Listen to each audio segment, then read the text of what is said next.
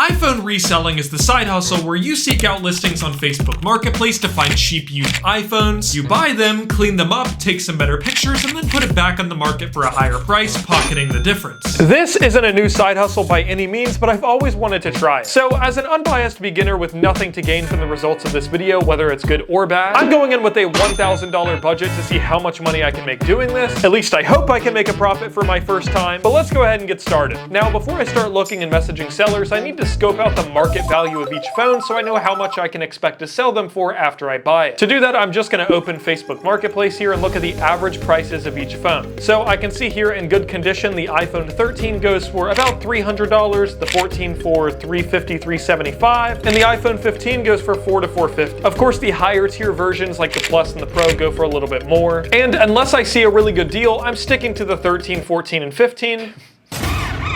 I'm not really interested in phones that are more than 3 years old because they don't really sell for that much and the profit margins are pretty low. So with all that in mind, I'm gonna hop on Facebook Marketplace, find listings that are lower than these averages, I'm gonna message them, lowball the fuck out of them. Okay, that part's only half a joke. Hey, we're trying to make money, okay? And let's see if we can make something happen. So I opened my laptop, went to Marketplace, sorted by local, and found a listing almost right away that caught my eye. This woman is selling an iPhone 14 for $170, which I thought seemed too good to be true because that's almost $200 below market value. But the profile, it seems legitimate. Her Facebook is 15 years old. She has other item listings and a highly rated seller profile. These are all green flags, so I'm gonna drop her a message and see if this is still for sale. She replied and said, yes, it was still for sale, but I didn't see it in time because just an hour later when I checked the message, the item was already sold. Lesson learned. If you see a good deal, you need to be quick and proactive and even offer to meet them ASAP with cash in hand because there might be a dozen other people in her DMs trying to get the same item. But as the saying goes, the early bird gets the worm, but the second mouse gets the cheese. And I'm that mouse because I just found this listing for an iPhone 13 in great condition for only $235. I just messaged the guy and he agreed to meet up at his apartment, which is a little bit sketchy. Normally you want to meet up in a public area that has surveillance in case of like a setup, but it is daylight outside and if you couldn't tell, I'm built like Sam Sulek, so I'm not really concerned. He was firm on price, but I think I can resell this for $300 to $320, which would be $70, $80 profit. So I'm gonna hop in the whip, go and meet this guy, and if everything goes well, I might just make my first purchase. This guy lived about an hour away, so it was a bit of a drive, but when I got there, he handed over the phone and I checked it out for a few things. The first and most obvious thing I did was make sure it was the same phone in the listing, and then I checked things like the screen, the back glass, the camera, and I made sure it wasn't carrier locked. Also, as a side note, I would recommend asking the seller for their serial number before even meeting them, and then take that number and go to checkcoverage.apple.com, and if you type that number in right here, this is going to tell you if that person is selling you a legitimate Apple product. Some of the super cheap Chinese knockoffs look identical to an actual iPhone, so I would always check this. It only takes 30 seconds, and any legitimate seller will have no issue sending that number over. Thank you. Appreciate it. Yeah, take care, bro. Okay, so this is the part when I make a little bit of a confession about something that happened during my little exchange. I'll give you a hint, Kevin Gates rapped about it. I got two.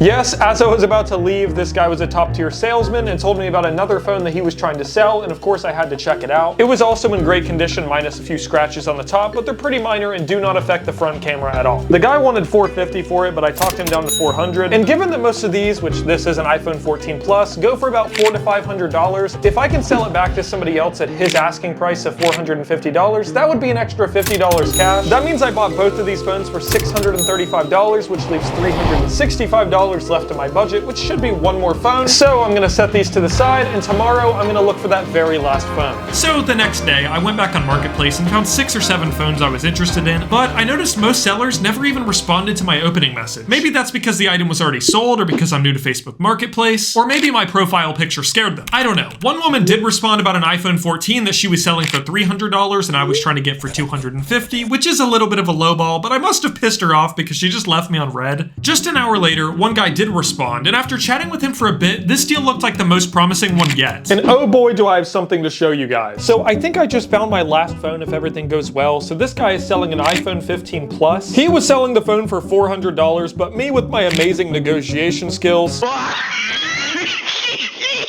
I was able to talk him down to $300 because the phone is carrier locked to Spectrum, which does make it a little bit harder to sell on Marketplace. But if the phone does match the listing, it's in pretty good condition, and I think I can at least profit $100 off of this one. It's also funny because I'm gonna have an iPhone 13, an iPhone 14, and I'm also picking up an iPhone 15. So I'm basically gonna be the jack of all trades when it comes to iPhones. All right, I'm meeting this guy in an hour and I still need to run to the bank, so I'm gonna get headed there. So this is when I robbed the bank, got some cash, and the guy wanted to meet up at a Kroger. Okay, so I just made it here. I dropped the guy a text and he said he's 4 minutes out, so hope everything goes to plan. Unfortunately, I didn't get any footage of this, but basically we met by the Starbucks inside the grocery store. I inspected the phone, everything checked out, and I gave him the $300. All right, guys, everything went pretty well. As you can see, I got the phone. It even came, he gave me a free OtterBox case with it and a screen protector, so this thing came fully loaded. There's only a tiny little bit of scuffing around the edges of the phone, but really, it's not that bad. I don't think it's gonna affect the resale value at all. This was a hell of a deal. This one I'm feeling pretty confident about, so let's take it back to the crib and see what we can do with these 3 phones. All right, I got all 3 phones here, and now it's time to try to sell these. I spent $935 on all 3 phones, so that's the number I have to beat to make a profit. The next couple of steps are I'm gonna clean these phones, take some better pictures, and then I'm going to create the listings on Marketplace.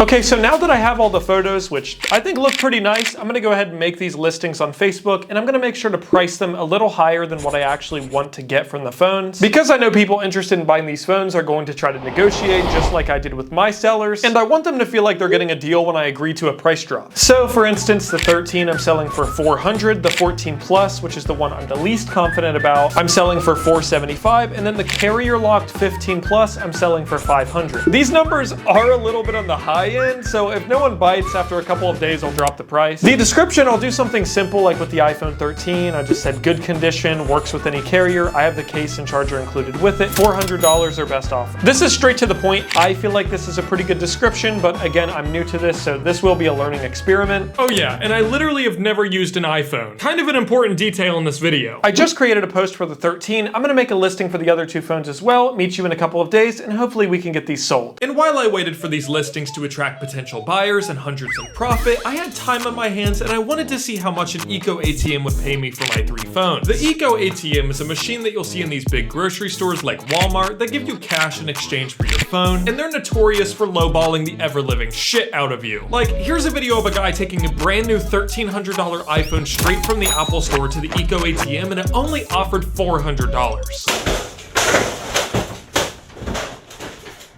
Here's a guy scamming the ATM into giving him $1 for iPhone-shaped cardboard, but that has to be illegal, so I'm not trying that one. So after plugging them in, here's how much this clanker offered me for $935 worth of phones. $100 for the iPhone 13, $133 for the iPhone 14 Plus, that's really bad. Okay, and $156 for the iPhone 15. Yeah, give me my phone back. Wow, you're really trying to get us. It's saying get a $47 bonus now. No, that's still $200. Give me my phone back. So, as expected, the clanker tried to scam me. So let's get back to Facebook. All right, it's been another couple of days, and I'm just gonna be totally honest. These prices are way too high. This 14 Plus, this kind of impulsive purchase that I made, wasn't a terrible deal, but not a profitable one. These phones only go $375, $400, which I paid $400 for it. I honestly just thought these phones went for more at the time, but the guy I bought the phone from was likely a reseller as well, and we both can't make money, so that's a mistake on my part. So I may end up zeroing out on this phone or even losing a little bit of money. The dude obviously understands the market better than me. I mean, like I said, I've never even owned one of these phones. Now for these other 2 phones, I still believe I can make a profit on both of these, and I've had a couple of offers like Melinda, who said, "Are you willing any less? I collect SSI after 5 strokes." Like, I'm sorry you had the strokes, but how is that relevant? Yeah, that is a crazy negotiation tactic. Oh, I have cancer, will you do 150?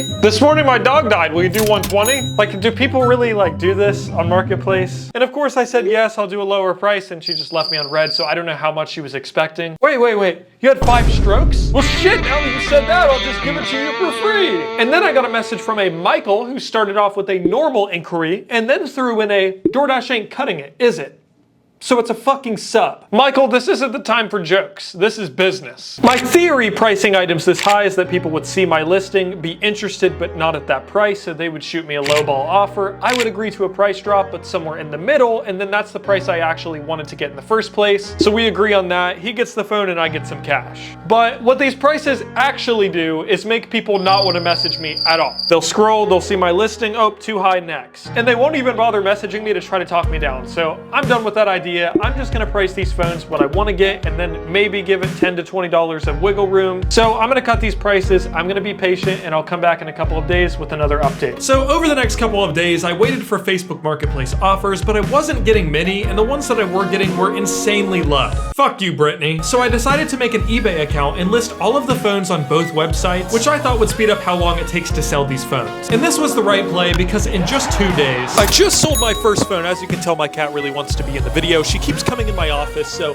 go ahead, here's your time to shine. Anyways, I did just sell the iPhone 13. We agreed at a price of $265. So tomorrow morning, I'm gonna get some cheap shipping supplies at Walmart, securely package the item, and get this item shipped out at the post office. And then I just have 3 more iPhones to sell.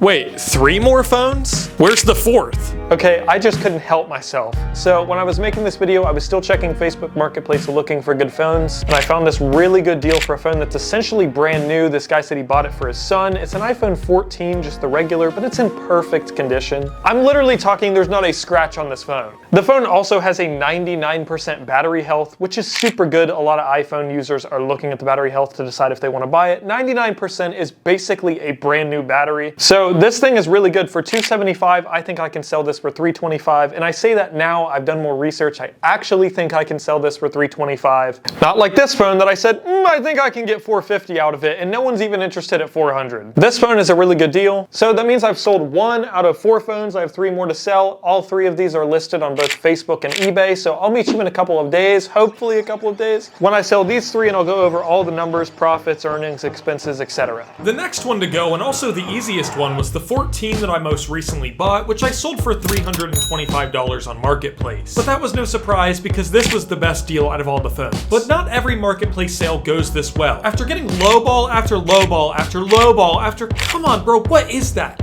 $85. Finally, I found another guy, we'll call him Billy, who was interested in the iPhone 15 Plus. Hi Isaac, is this still available? Yes. $250 I can come now. Price is firm, $360. It says $360 or best offer. So is it best offer or not? I have $300. The f***? Don't play with me. I can do $330.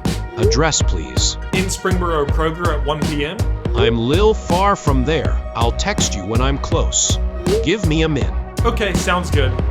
So at 1 o'clock, I drove to my local Kroger and I waited for Billy. 1 o'clock came, and then 1:15, and then it was almost 1:30, and this guy was giving me no updates. I'm not trying to be rude or impatient, but I don't even know if this guy's coming. A text, a call, an ETA, something would be nice. So I'm gonna give it 15 more minutes, and if he doesn't show up, I'm just gonna assume he stood me up. I texted him and asked if he had an ETA, and he opened the message immediately, but then just never replied. I gave him the benefit of the doubt because I thought maybe he was driving, but after another 15 minutes, I realized this guy just stood me up. What a waste of time. But after looking at his Facebook, I guess maybe that was a good thing.